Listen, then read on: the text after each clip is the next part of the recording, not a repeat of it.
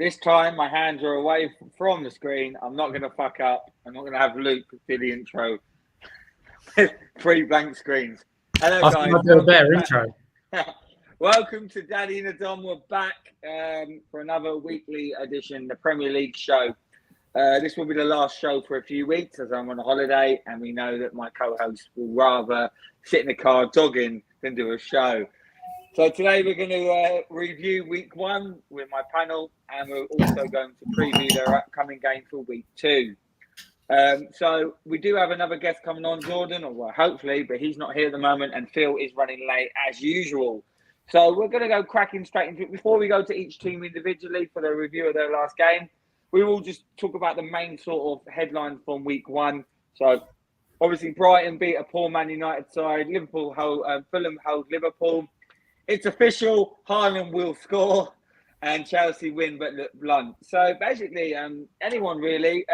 What stuck out for you the most regarding these 4 games? And anyone want to just talk about it? I'll start with you, Luke. Any thoughts on any of these subjects? I think, I think obviously Haaland got off to a good start in terms of 2 goals. One was a penalty that he did win. The second one, you would expect him to finish. It was a fantastic ball from De Bruyne, and he made the run at the right time. So maybe City are ready to play with a man up top that's making those runs in behind. But at the same time, West Ham were then playing a lot higher up the pitch because they were 1-0 down. So there's a lot to read into that. But I do think he's a very good striker. The Fulham-Liverpool game, surprising. Liverpool struggled to really get at it. I think they were a bit fortunate in the end. Fulham just didn't have the strength to hold on. But yeah, I think it was quite an underwhelming opening weekend, to be honest. Other than maybe Tottenham and Arsenal, I thought there was some. I didn't think Arsenal were fantastic, but I thought Jesus looked lively. He looked ready to produce, and yeah, I think it's going to be a very interesting next couple of weeks. Yep, that's cool. Jay, I want to talk to you about Man United because I know you love laughing about Man United. As the caption says there, for me, Brighton win, yeah, great win, but it was a poor United. McTominay and Fred, they're never going to improve with them two in the middle. Is that a fair assessment? Yeah, I think so. Also, you wouldn't think I supported United until I was about 14 and then moved near Brentford and then started supporting them. But but yeah, I think Gary Neville said it the best. He kind of said every manager comes in thinking they can do better than the last, and he's got excited from pre-season that they played okay, and then the Prem's happened, and he's gone, fucking hell, they ain't that good. So I don't know what's going on there. They obviously haven't brought enough players in. But at the same time, he chose that weird formation, didn't he? So I think a lot of it was actually on him tactically. I think Ronaldo, when he came on, they looked better. My mate said it was because Eriksen played a bit deeper and was finding him, which was probably true as well. But yeah, I think that's a bit of a weakened Brighton team compared to last year. I like some of Brighton's players, but yeah, I don't think that was necessarily a super strong Brighton team. I think it was a very, very poor United display. Carl, anything you want to add on any of these subjects? We haven't spoken about Chelsea. I don't know if you saw the game. They were very poor against a poor Everton side. It's a win, but would you be worried going forward for Chelsea unless they bring anyone in?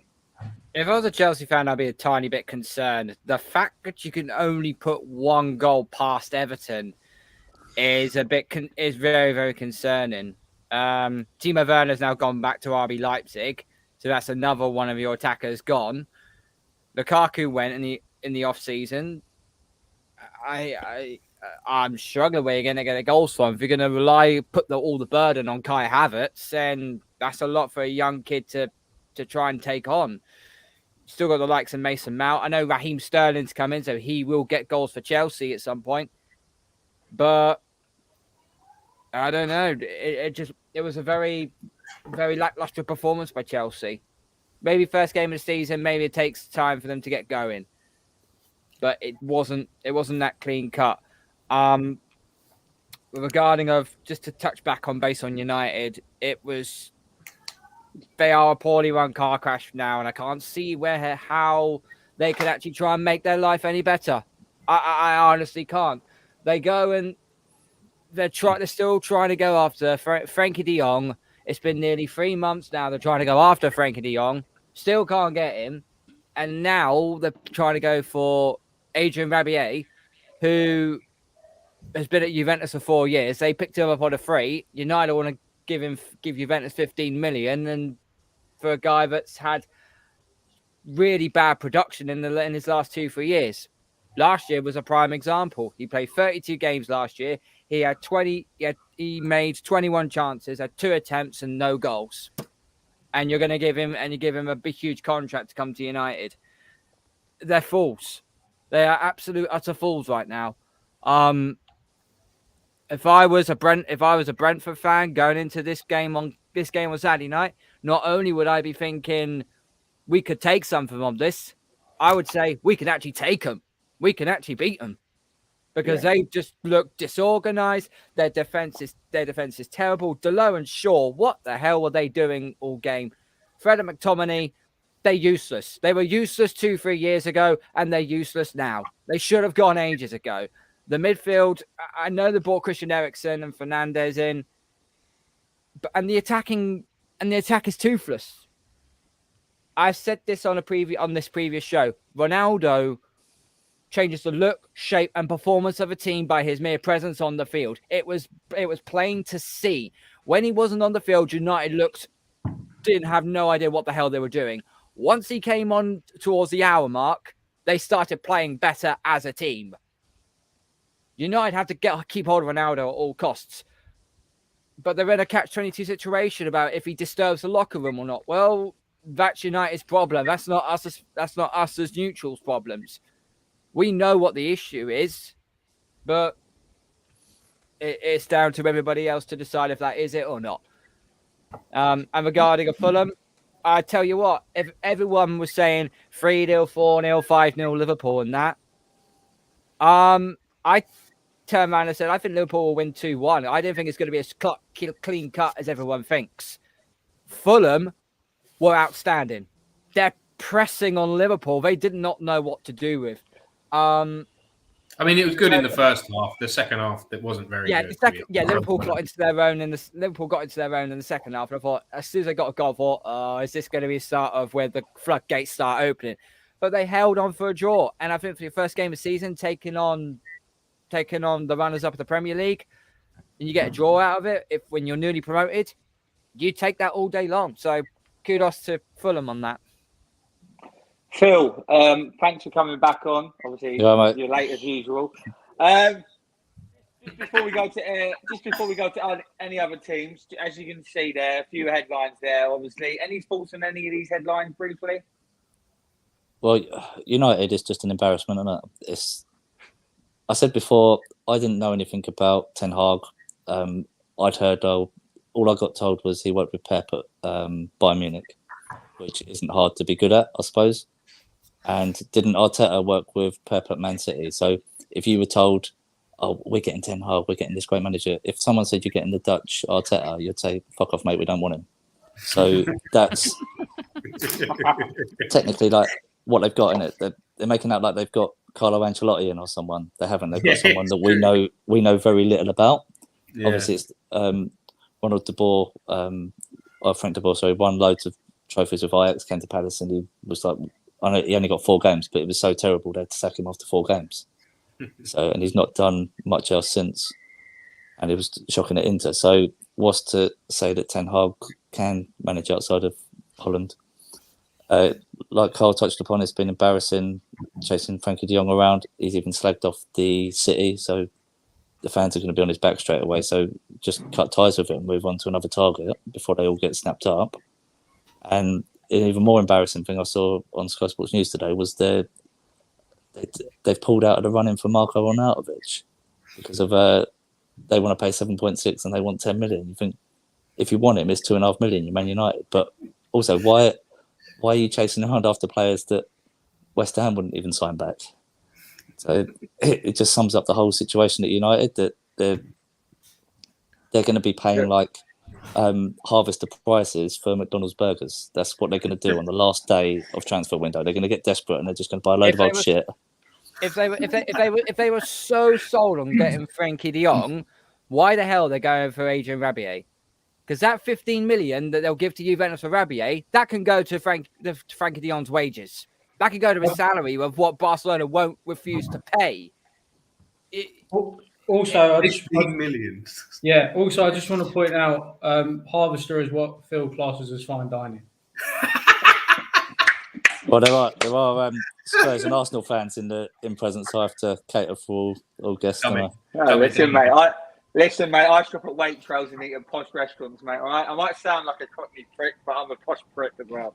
They do have reduced sections in those supermarkets. I don't know. Don't even know what you're talking about. That's why you have to go to both, just in case. Yeah, that's why you can suck my dick. Phil, anything else before we move on? Yeah, so I'll just keep this other bits briefly now. That's the main bit. So Fulham and Liverpool, a lot of people paddying about Liverpool not turning up, but Fulham did play really well. I know they have to hang on to them, but I think that's more of a Fulham turning up rather than Liverpool being dog shit. Everyone's reacting after one game. Really good for Fulham. That's a point that probably the bottom five won't get that point. They've made that point, so that's just a point towards survival. Haaland, really good. Looked quite impressive. Looks set up to play in the Premiership. Obviously, it's just a snapshot, one game, but what we did see of him was good. And Chelsea, yeah, they got the win, but again, it's a Jorginho penalty. If that penalty didn't happen, would they have scored? Didn't look likely. Cucurella for 60 million, is that a need, or could they have spent that 60 million on another couple of players, like a centre forward, another centre back? It just seems like Chilwell. A lot of the fans think he's going to play in the back three. Yeah, it's really weird with that, because I could understand if they were going to say, "Oh, Chilwell would be the left back and Cucurella would be like the winger," say, because he got forward quite a lot for Brighton. But to then just have both of them, that's like two £60 million rated players that one of them's not going to play. Yeah. I would have spent that elsewhere. I think, given the fact they've got no striker and they've got sort of like elder players, and they've just had to clear out of centre backs. Anyway, we'll move on from that. So we're going to start off with Tottenham again. Probably the performance of the weekend when it came to the Big Six. 4-1 against Southampton, and Son and Kane didn't score. Luke, what's your reaction to this result? Obviously, I haven't seen any of it. I guess you have. What have you taken from this game, and is this the start of a great season then? Well, it's a very, very good start. I mean, obviously, it'd been nice to have kept a clean sheet, but on the other side of that is the fact that we went 1-0 down and we didn't let it deter us. Those kinds of games, especially against teams like Southampton, we've been known to go 1-0 down and struggle to come back, where teams sort of shut down. But we managed to break them down. Played some very, very nice football. Kulusevski was performance of the weekend. He was absolutely phenomenal. And yeah, like you say, it was no Son or Kane goals. There's goals all over the pitch now.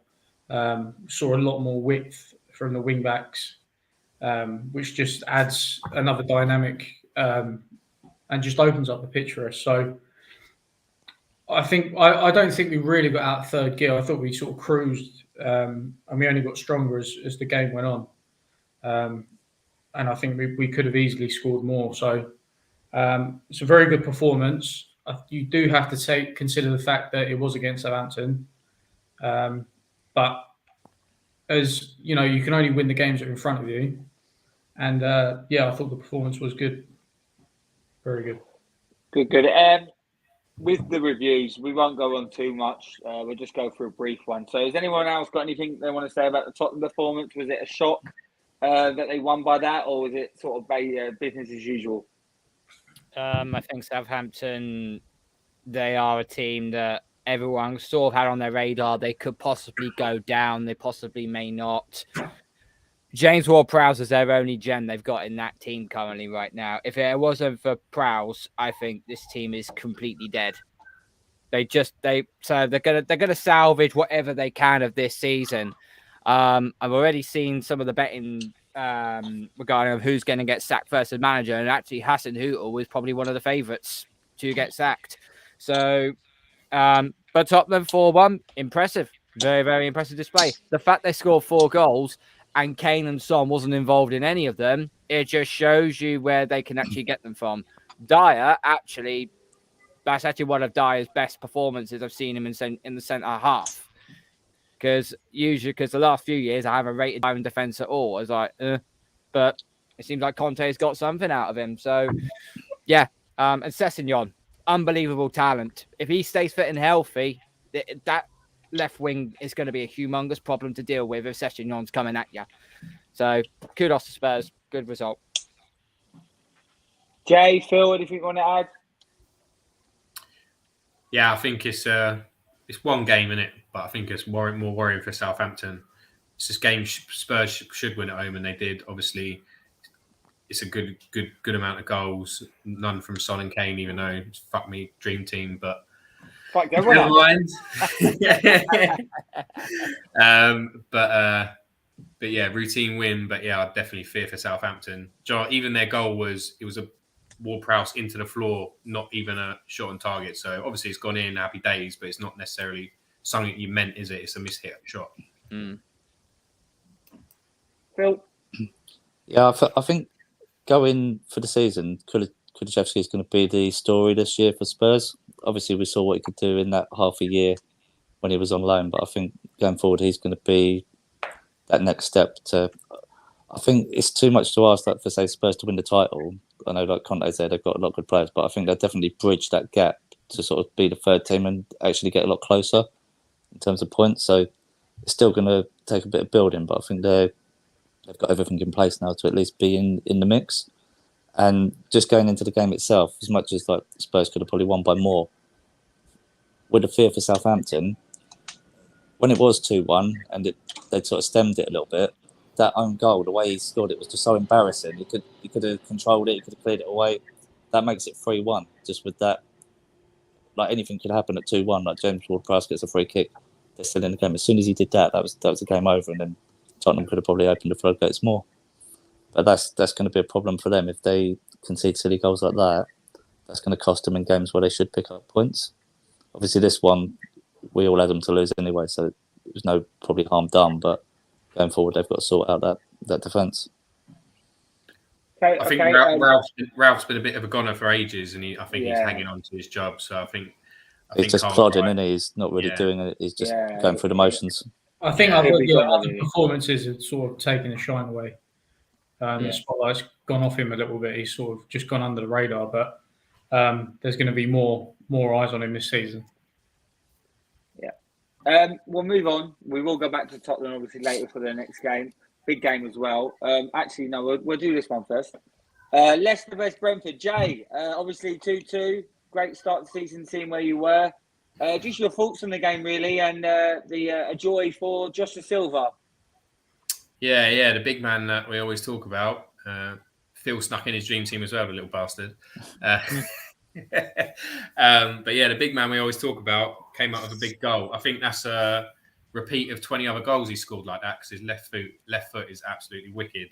But I think the main talking points from the game are just the way Frank used the 5 subs to his advantage and just use his tactical nous to get something out of the game. So change your formation 3 times, used all 5 subs. Brendan Rodgers used 1, which a lot of Leicester fans were critical for him for because they were looking a bit leggy, and we scored in the 86th minute. So I think this season is going to be massive for the 5 subs, whether managers can use that to their advantage in games where they need to, and potentially bedding in players, doing your normal 3 subs, and then the last 5 minutes of games, depending on what's going on, giving some youngsters some minutes to kind of, do you know what I mean, give yourself some depth of experience rather than, do you know what I mean, having to rely on a player for 60 minutes or half an hour, kind of bedding them in like that. So yeah, I think it was a good draw from us in the end. Obviously, another set piece goal conceded, which is disappointing. But those types of goals you can stop with a bit of organisation and a bit of thinking. It's the wonder bangers like Dewsbury Hall hit that you can't stop. And fucking Leicester always seem to score them against us. Maddison's done it, Tillerman's done it. And now this little prick's done it. Any thoughts from anyone? That's all I was going to say, really. Just to go 2-0 down. I obviously wasn't watching it live at 3 o'clock or anything like that. But when I saw the game later, you can see why they went 2-0 down, because they'd be disappointed conceding from a set piece and then a wonder goal. So there's not much you can do about the second one. But then when he made the changes, they were a better team, and it was what we used to see from Brentford. So he made the adaptation, and they got back in it. So if you're just looking at it 2-0, everyone's thinking, "Oh, fucking hell, Brentford are fight. They're in a dog fight." But then they showed what they can do. So I would back them going into this Man United game. If they play like they did in that second half, and Man United play like they did for any of that game on Saturday, they'll turn them over. We'll get to that. We will get to that. Stop jumping the gun, Daddy. Luke, And that Ivan Toney goal as well. That's exactly what you want Ivan for. The way they played it into him, and he used his body to hold the defender off. I agree. That was proper striker's goal. Yeah, that's what they want from him. I was going to say that. Yeah, thank you, Phil.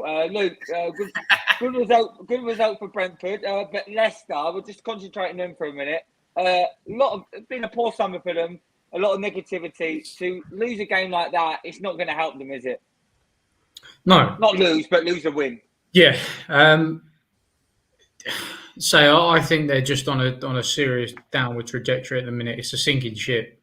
And I think it's too late at the minute for them to do anything about it. I think they're only gonna go downhill from here unless something serious changes. But there seems to be a real lack of cohesion at the club. A lot of people seem unsettled. Obviously, we've seen players leaving, players wanting to leave, openly talking about wanting to leave. And yeah, they've had their moment in the sun, Leicester, and it seems to be fading away again.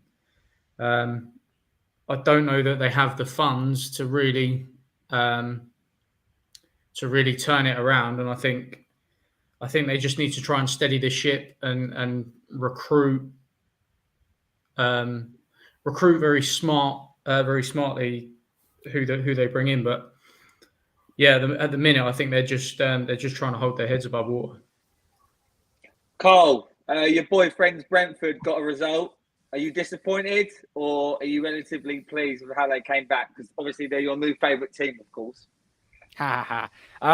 No, it was a great comeback in the second half. When I saw the result at half-time, it was 2-0 down. I was like, uh-oh, this is not what I want to see. Let's just want to see some fight back from them. And they didn't, and they absolutely bossed the second half, and they pushed really, really hard. I do think as well, it does come with Brendan Rodgers not using all of his subs like every manager is trying to do now because of the 5-sub strategy. And yeah, Leicester, what bugs me is the fact they let Schmeichel go to Nice. They let Schmeichel go. I mean, who thought that was a good idea? Because some games Schmeichel has near single-handedly actually helped Leicester, won the title in 2016 with them, and has helped them into critical wins and got draws out of it when they needed him.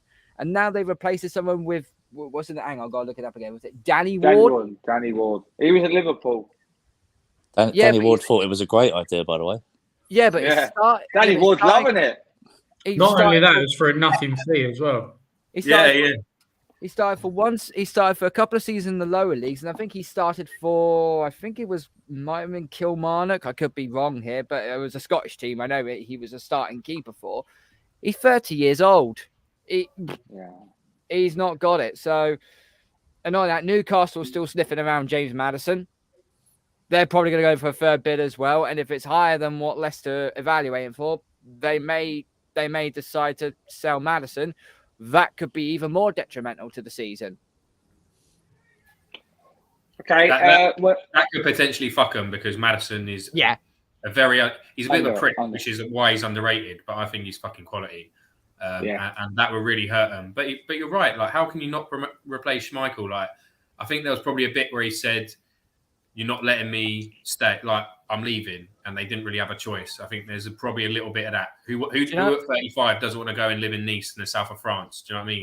I'll tell you the perfect replacement to replace Schmeichel. David Raya. Dubravka. No, Dubravka from Newcastle.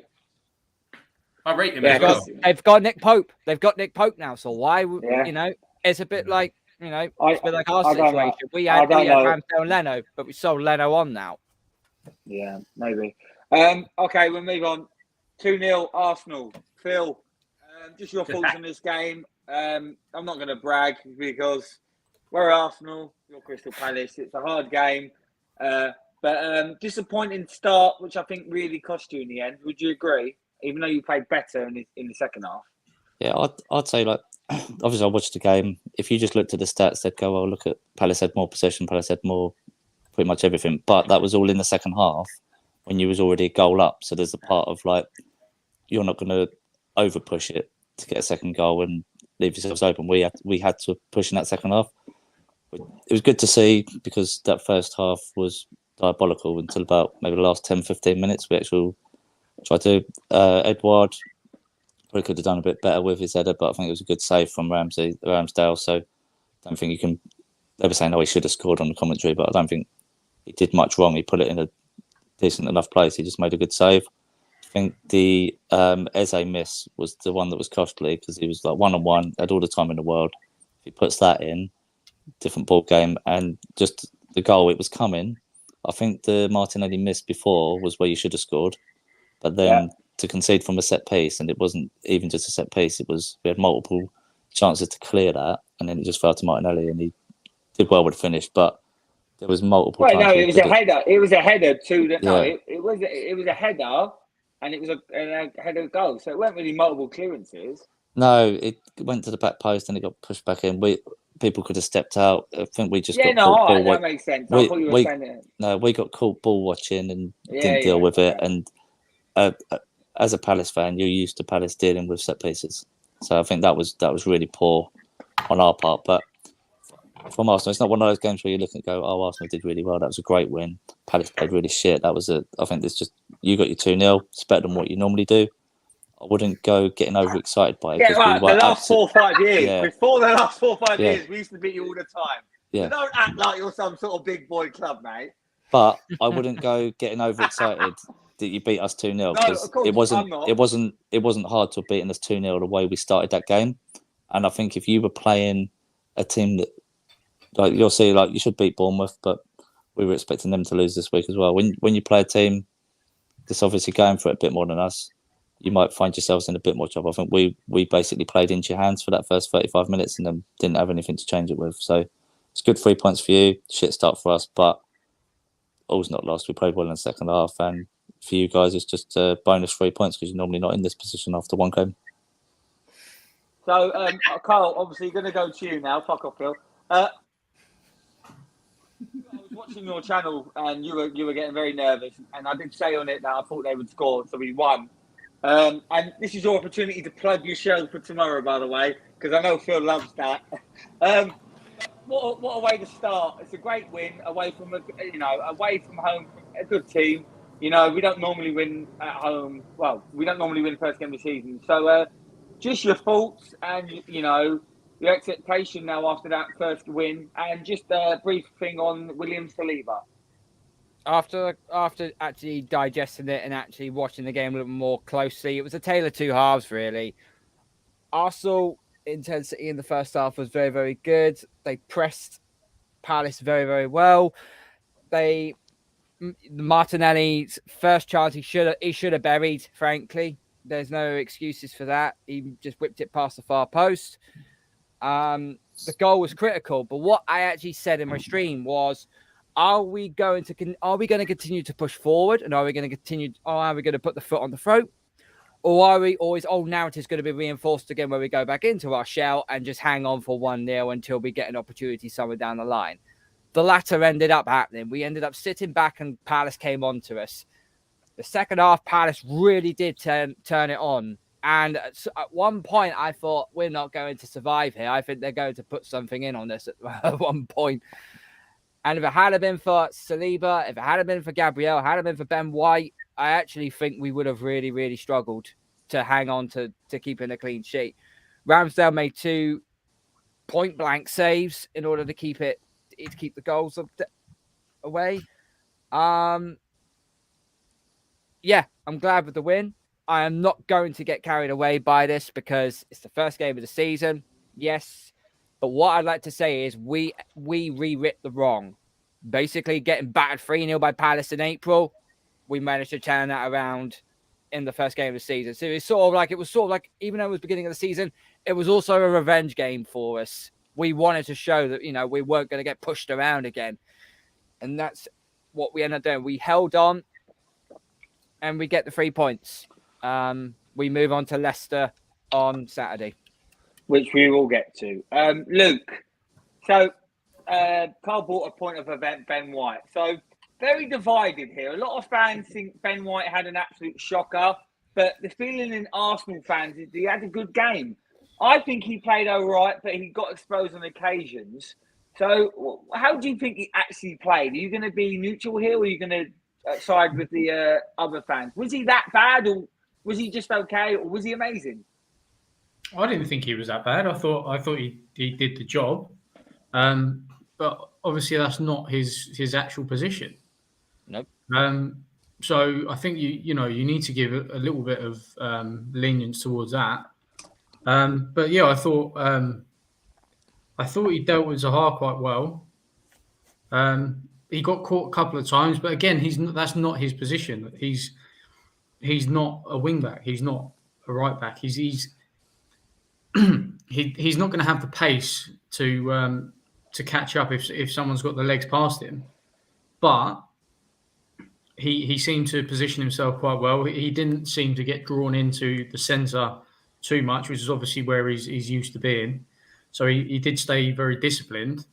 So I think for Arsenal going forward, it's an option if there's issues with Tommy.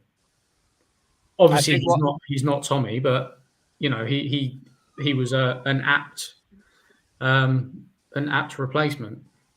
Just to add to that, when Ben White got booked, he actually played better. He actually played better than before he did, because I think Wilfried Zaha was actually running him ragged at one point, and he was doing him over. Once Ben White got cautioned, he did stay more disciplined. He stayed a little bit not quite on Zaha, not quite touch tight to Zaha, because he knew that would lead him to trouble, and he actually did deal with it a little bit more better in the second half. But it was a mixed game for Ben White. But Saliba was just flawless. Saliba was just flawless. Yeah. I just have a question regarding that. What just to either of you, Carl or Graham, what are your thoughts about the Ben White situation in terms of it seems that Gabriel's preferred in the centre with Saliba? I think Ben White sticks at right back until he makes a mistake. I think Zinchenko sticks at left back until he makes a mistake. He ain't going to change the winning team. He won't change the winning team. Simple, that's for me. I don't know about you, Carl. He ain't going to change the winning team. No, I think the partnership of Gabriel and Saliba, we've had pretty much most of pre-season, and if you get that chemistry between two players in the same position, you stick with that. And yeah, Ben White is basically covering for Tomiyasu right now because he's made out of cardboard. But I just meant more towards the mentality of a £50 million centre back. I know. I still think Ben White will start. Even when Tomiyasu's back, unless he makes a mistake and we lose, he ain't coming out of the team. Simple as. So do you think Gabriel goes and he moves in? No. I think Ben White starts right back. Ben White will continue to start. No, I'm saying when Tomiyasu's back. If Tomiyasu comes in for Ben White goes to the bench.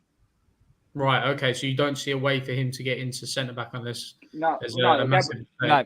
Ben White's a good player. He's not as amazing, but he's not as shit as people like to think. The fact is he costs 50 million, but he won't get Gabriel and Saliba are better. So that's simple. The difference is with us and United, we will actually drop Ben White onto the bench, unlike Man United that won't drop Harry Maguire. We will get to that fridge in a minute. Gabriel Jesus, just briefly. He looks sharp. Does he bring something to the team now, winning mentality, and now he's the main man? Yeah, definitely. I think so. I think he's going to get a lot of goals this year, so I think you lot should be excited. I'll just drop a little fact for you, yeah? Ben White's who scored rating was 7.71. That was fucking amazing score, by the way, for that game. That's a crazy score. I've got a few people. I'm not saying it means everything. I'm not saying it means everything, but that's a crazy score. I don't think you played that bad, but Luke, you're in Munsey's talk, and Jordan said he was fucking awful. That's an amazing score. Average is 7 for great players. I watched the game and thought he played all right, but he wasn't amazing. But I thought he played. You are so critical. I know. 1-2-0, and you're like, he was all right. What are you talking about? You got to keep your head up. We move on because we'll be here forever. We'll be here forever. Okay. Go on, Carl. The only complaint I had during that game, and I had it on stream, and if anybody was watching it, was when Granit Xhaka, all he had to do is beat the last man, and he was through on goal. He ended up trying to dive and trying to get a free kick. And I called him a fucking idiot live on stream. I just had to say that. Odegaard has to be more willing to actually take a shot. Yeah, and Odegaard didn't play very well. Yeah, he's got ozolitis. He would rather create goals rather than shoot. And I'm like, it's right in front of you. Just bury it. Just absolutely bury it. All right, we move on. Timekeeping. For me, it's the big game of the weekend, Chelsea Spurs. We've already spoken about Chelsea being very average against Everton and you being very good against Southampton. Yes, they're both shit teams in theory that you both played. How confident are you that you could get a win here? More confident than previous seasons, definitely.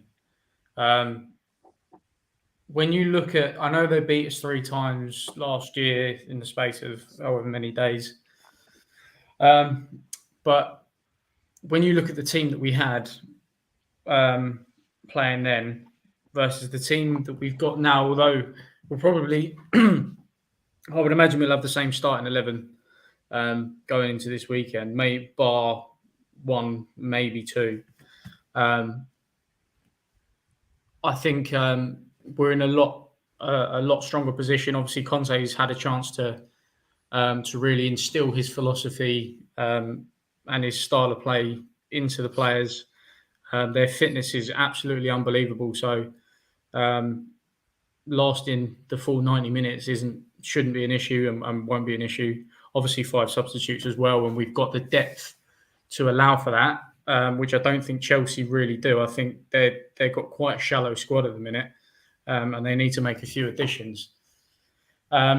Stamford Bridge, Chelsea is always a difficult game, but we're in the best position I think we've ever been in, really, going into this game. Yeah, like I said, I think it'll probably be an unchanged team. Chelsea look very blunt going forward, but they are a good team defensively. So what defender do you think you lot need to attack? Is it going to be Silva, Koulibaly, or will it be Azpilicueta? Well, the likelihood is it's going to be Azpilicueta because of the width of the wing-backs.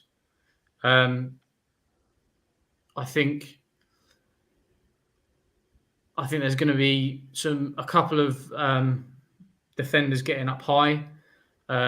There's going to be, say, the wingers running the wing-backs running towards a byline with the wingers' options off of them, late runs into the box and getting those, getting Romero or Dyer up top, just giving options and really confusing the defence. I think Silva's still a fantastic defender, and it would be foolish to try and target either him or Koulibaly because they're both very good defenders.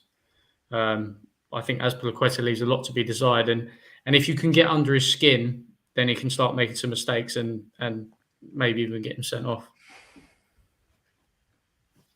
Yeah, so just go to other people. I will get your score prediction in a minute, Luke. Phil, very briefly on this game, and what do you think the score will be? I don't know about the score, but I think Tottenham are going to turn them over. Good, say like 2-3-1.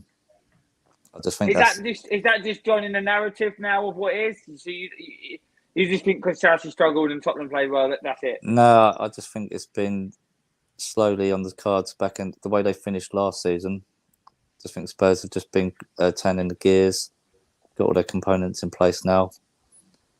The way they played, I think this is the perfect time to play them. If you give Thomas Tuchel even admitted his team's not ready after pre-season. So if they played again in a month, Tuchel's not an idiot, is he? He'd have got something in place. He'd have worked something out. They might have even signed some other players to get help. Tottenham did all their business early.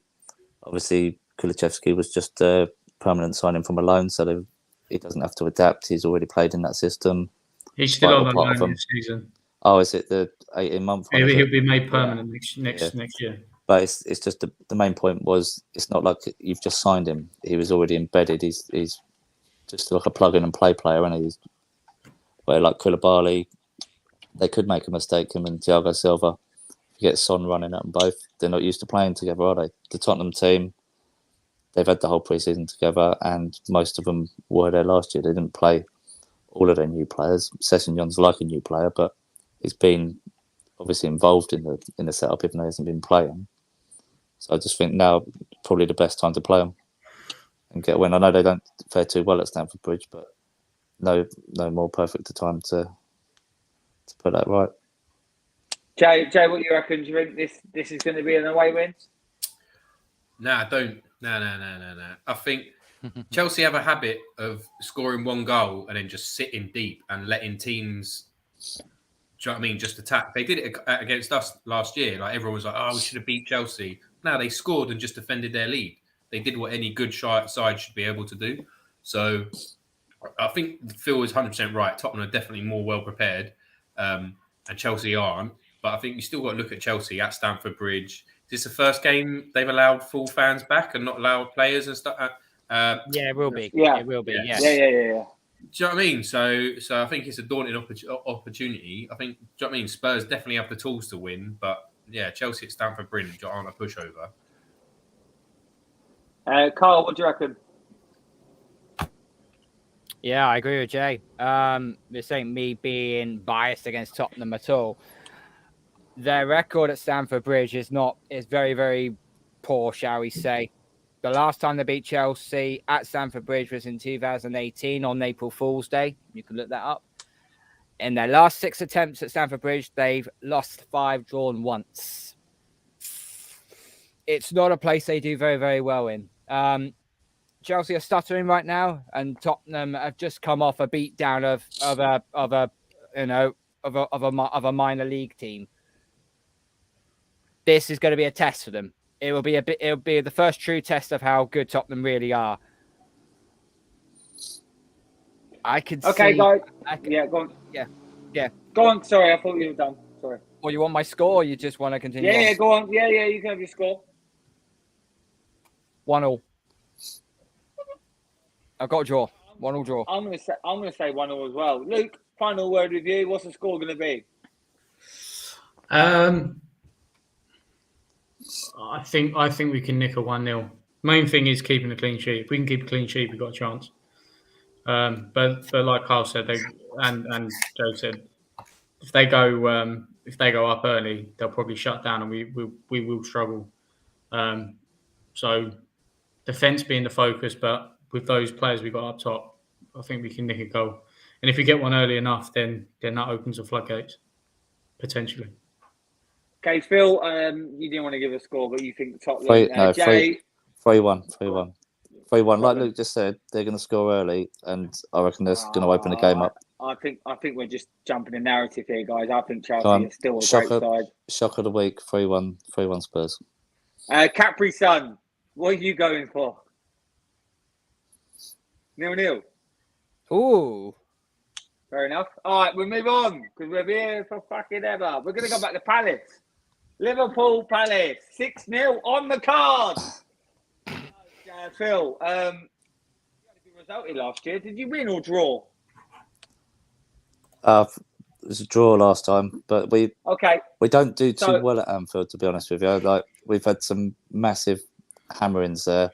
I think we drew 3-3 with them to sort of deny them the title when they were up for it when Steven Gerrard fell over. We compounded it the week after, coming back from 3-0 down. Other than that, that was the last time we got anything at Anfield. So obviously, That was at Palace, wasn't it? I think the 3-0 was at Anfield, but I Oh, okay. can't remember now. But either way, don't do very well there. After that draw at Fulham, I can see them coming out and wanting to get points on the board. So I don't see too much for us. Again, it's just going to have to be. I was hoping we'd have picked something up at least against you, so this game wasn't so much of a worry. But I think we're just going to have to concentrate on the performance, and if we get anything out of it, we get anything. But I'm not holding out much hope, to be honest with you. It's a free hit, really, isn't it, Phil? Yeah, I think you've got to go take. You can't just sit there and try and get 0-0. You've got to try and attack them, because when we've done well against them in the past is when we've gone at them, a bit like when we beat you 3-0. If we'd sat back, we wouldn't have got anything out of that game, because we'd have just been like knocking the ball long to each other. So you've got to go out and try and attack these teams. But like Brighton, fair play to Brighton, they did that against United. If they just sat back and settled for a 0-0, they'd got 0-0. So the only way you're going to win and exploit the upset is to actually go for it. So as long as they do it, we'll probably lose 3-0. But as long as we go down kicking and screaming, I won't be complaining too much. And just another question. Do you reckon there'll be a few changes, or do you think you put a bit of faith in the team that played against us?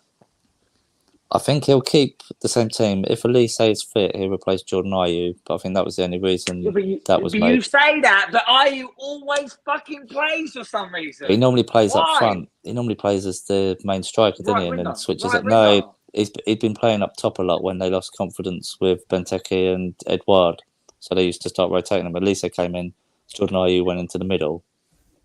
But yeah, I think if Elise is fit, but this happened last year. He missed the start of the season because he was injured with a bad back.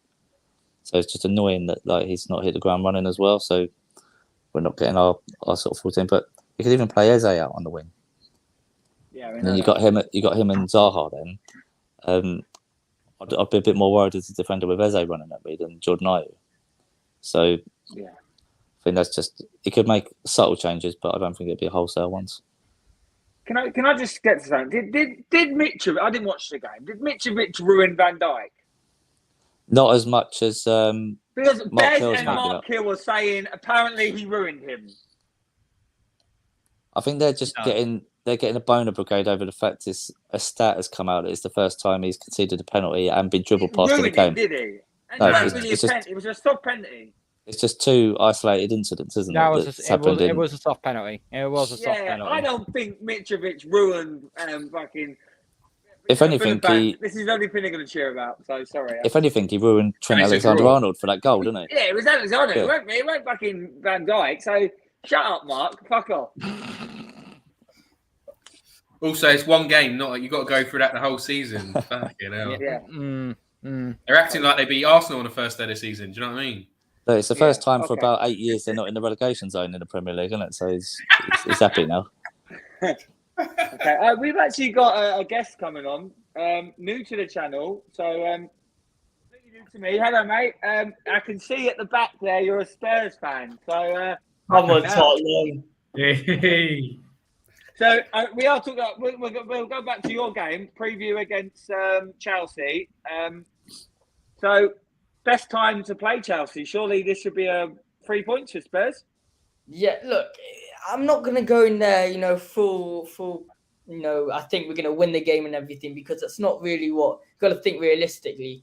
I actually it's very funny because I just talked about Chelsea. I was on the Chelsea podcast just literally 2 seconds ago, live stream. I was talking and saying, look.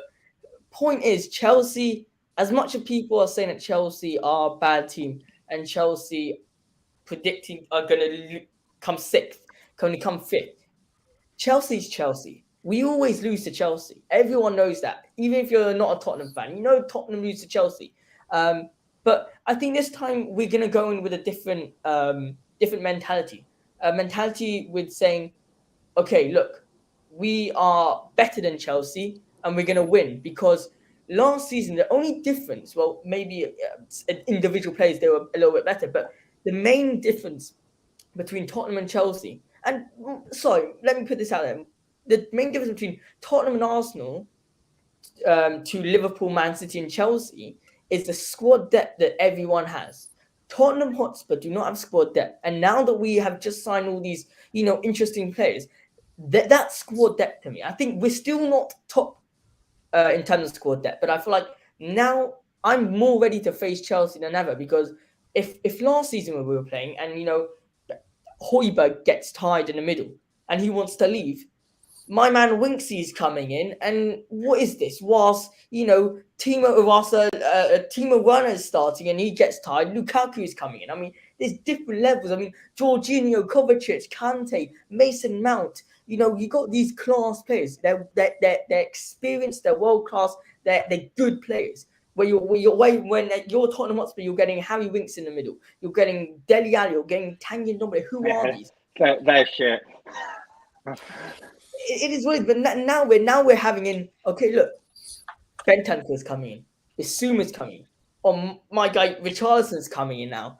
You know, Kulusevski. We've got now squad there, which I'm happy. I mean, I think Sterling is going to give us trouble, but I don't think we will see the best Sterling on Sunday. Okay, buddy. We'll get to your channel shortly at the end. Just give me a quick score prediction on this one, then, mate. How confident are you? I'm gonna say it's gonna be a 2-1 Tottenham Hotspur.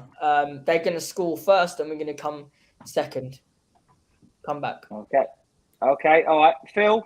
I'll go to your score prediction. Just briefly go around quickly to everyone. Is this going to be a home win? I'll start with you, Jay.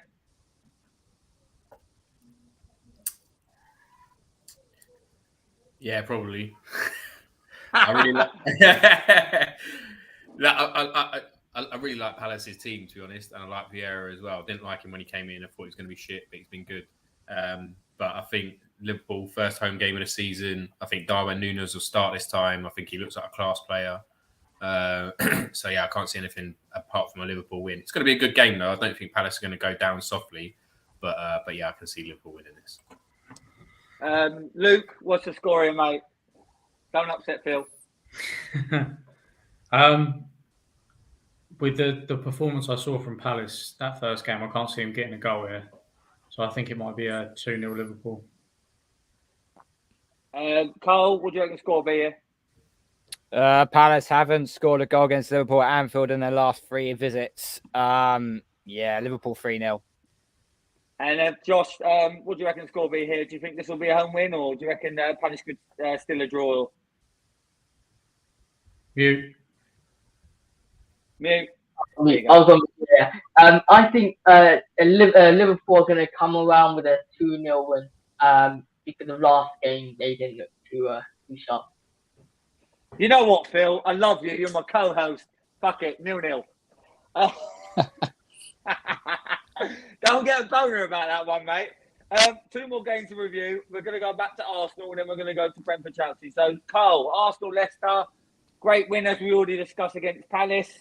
How important it is to now build on this and put performance on, and obviously a result with a few goals and a clean sheet. Yeah, massively important. We know Leicester carry a threat with Jamie Vardy and James Maddison as assisting. But I think the way how we demonstrated how we held on to that lead against Palace just showed we have a little bit of a slightly different mentality. But as I said, we move on to Leicester City. I'm probably going to say the same scoreline as what we had against Palace. I say 2-0. Do you reckon it'll be the same lineup as before, though, Carl? No change. I don't see why you would change the lineup unless Tomiyasu is fit and healthy, and then you take Ben White out. But from what we're gathering from the news and that, it doesn't look like that first 11 is going to change anytime soon. Currently. Okay, I'm going to go to the neutrals, and then I'll go to the Tottenham fans at the end regarding this game. Jay, we spoke about Leicester being a bit poor this year. Do you reckon Arsenal will combat a bit of misery and get a home win here? Yeah, Leicester is shit. You're definitely going to win. And what's the score going to be, mate? Jamie Vardy's nothing. He was in Jansen's pocket all day long. Anymore. He was great there. Yeah, 2-0. Phil, I was nice to you. So, come on. What's the score going to be? 3-1, Arsenal. All right, well, now we have to go to the Arsenal fans. Josh, hopefully, even though you're a Spurs fan, you're realistic and you're not biased. What do you reckon the score will be here, mate? 4-0 Leicester. No, I'm joking. I think it's gonna be a solid 3-0 Arsenal. You know, Gabriel Jesus 2 goals, and I think you guys get a clean sheet. And Luke, listen to Josh. Don't be a tosser. What's the score going to be? No, I think I can't see anything but an Arsenal win here. Leicester are really poor, and anything other than a win should be disappointing for Arsenal. I would think it'd be at least 2-0. I'll go 2-0. I think Jesus scores at least one. Yeah, no, I agree. 2-0, Jesus double. So before we go to the guarantee of the weekend, which is my question, one more game to preview. Jay's Brentford against Man United. Obviously, we spoke about Brentford coming back, and we spoke about how shit Man United are. Jay, a few of the pundits, Carl and Phil in particular, said that you could get a result here.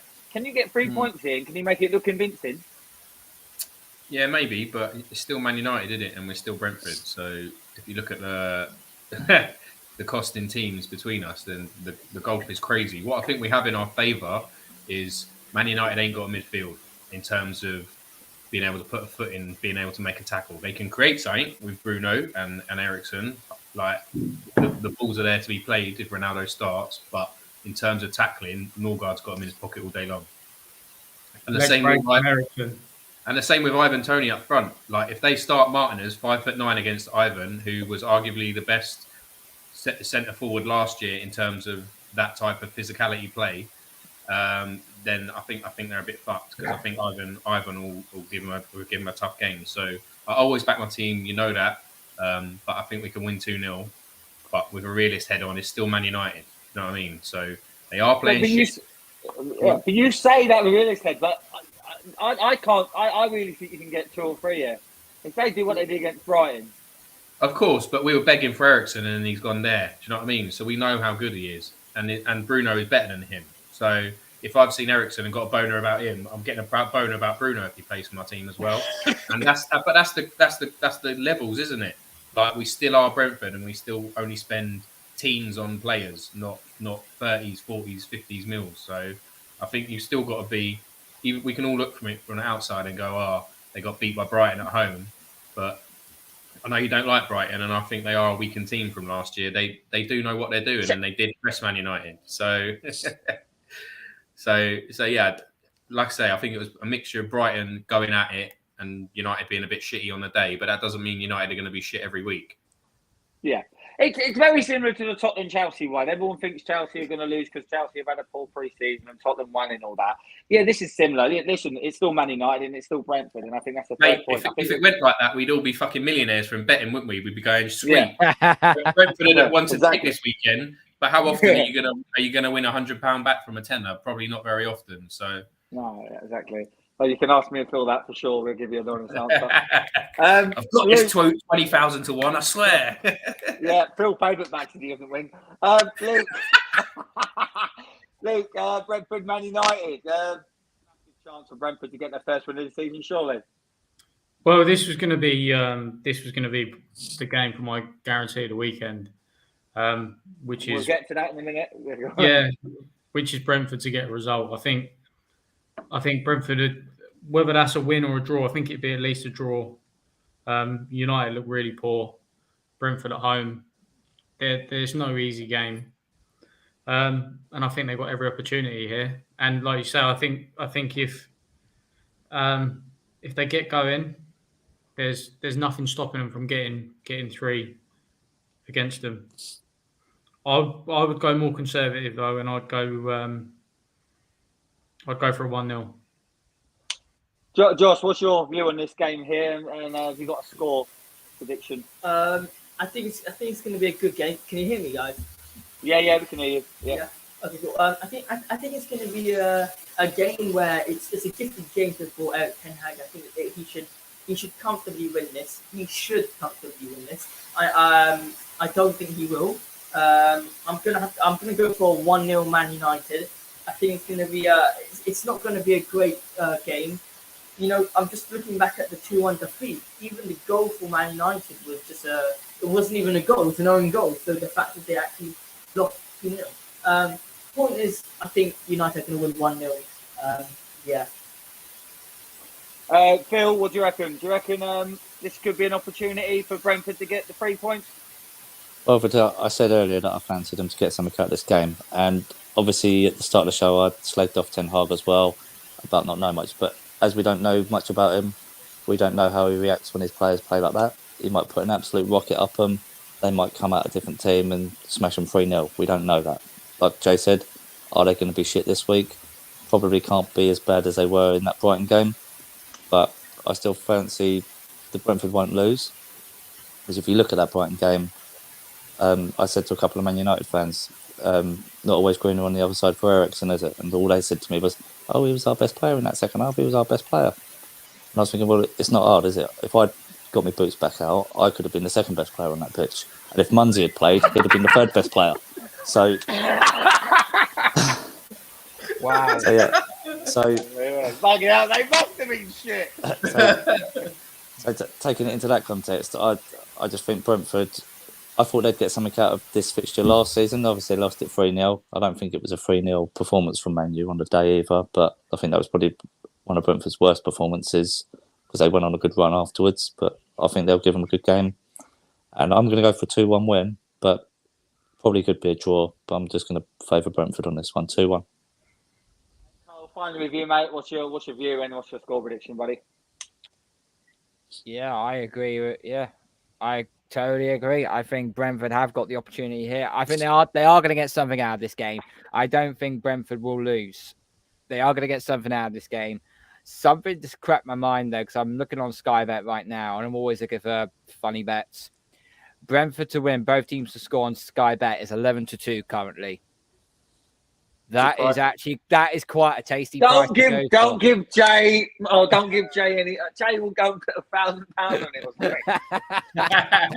But Wait, there's no point paying half measures. What are you talking about? I bet on us and Man United to win at the weekend. That went well. Look, Man United can't play any worse than what they did last week against Brighton. They just can't. I actually think United are going to be under pressure here because they really can't afford to lose this game. If they lose this game, who have they got next week? Liverpool. They cannot afford to lose 3 straight because then all hell's going to break loose. It'd be hilarious, wouldn't it? So I am going to be critical here and I'm going to say... Go on, say Brentford. 2-1 Brentford. Oh, that's it, Jay. He's a Brentford boy now for you. All right, lads. That's the predictions and previews and reviews gone. So, Josh, I know you're new to the channel. At the end of each show, I ask the panel member to give their guarantee of the weekend. So you come out with something that you guarantee will happen. Any fixture, just anything really. So I'll start with you, Carl. We'll go back to you. What is your guarantee of the weekend? Have a think about it.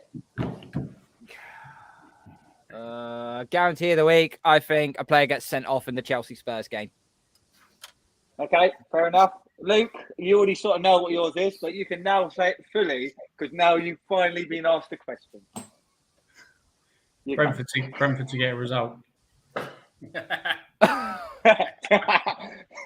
Cheers, Raph. Just fucking repeat himself. Well, you went early, not my fault. That's the story of your sex life. Yeah, but you know we'll go early. We've discussed this. Phil. Yeah. Phil, you're going to the weekend. Right. Mitrovic not to score and all the Fulham fans to run down the pharmacy for hard-on pills.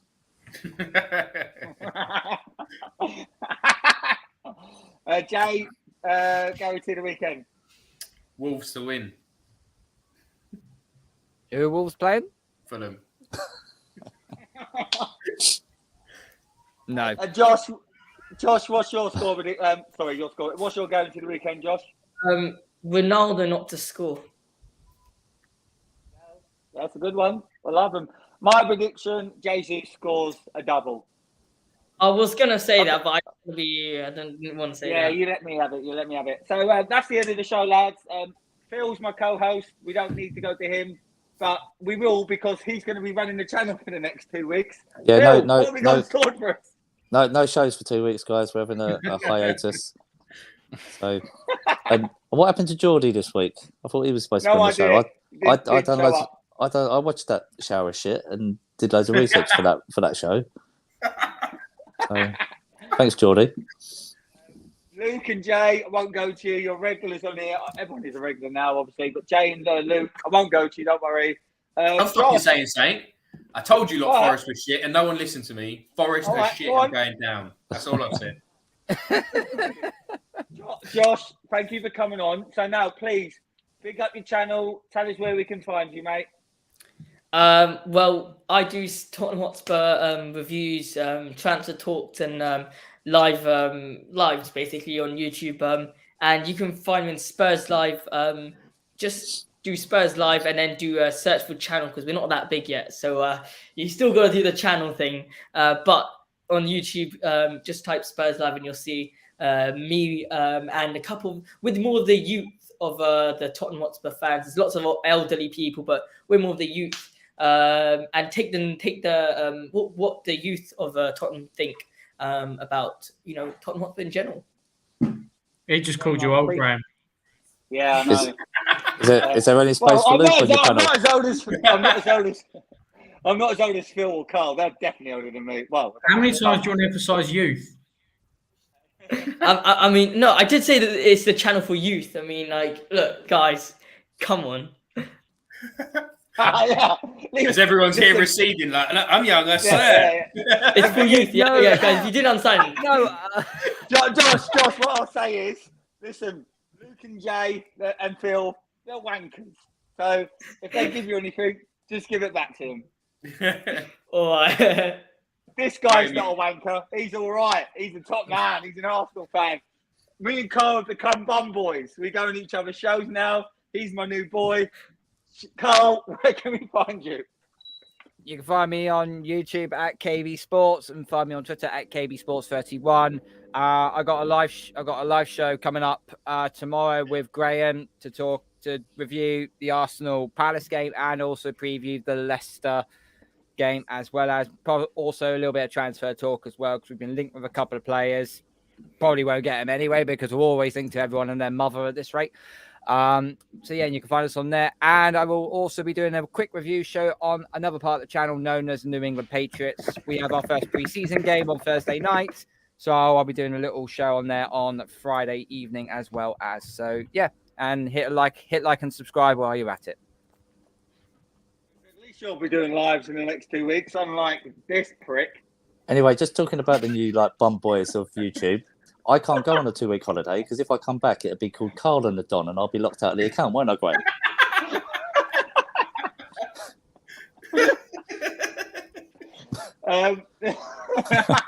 Listen, great show as always. Josh, thank you for coming on and joining, and you're always welcome to come back on. We do a show every week. And Jay, always pleasure to hear from you. Luke, always a pleasure to hear from you. Cole, you're my man. Love you to bits. I'll see you tomorrow. Yeah. And see you later, Phil. He's going to be on my show for the next 2 weeks now. I've already got him lined up. There's no lives.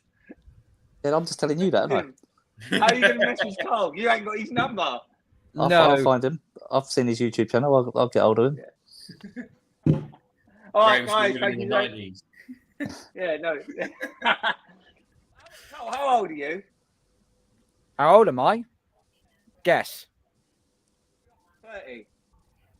Ooh, we are very close. I'm 31. I'm young. He's older. I'm older than him.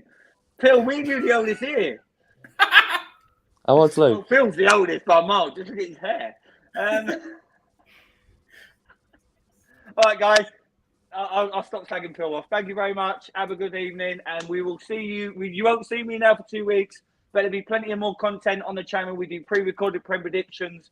We all have a Brentford Man United preview coming up as well, and hopefully we'll see a bit more content with Phil and the rest of the people for the next 2 weeks. For now, like, subscribe, and leave a comment. Thank you very much. This has been the Premier League show, and we'll see you soon. Thank you.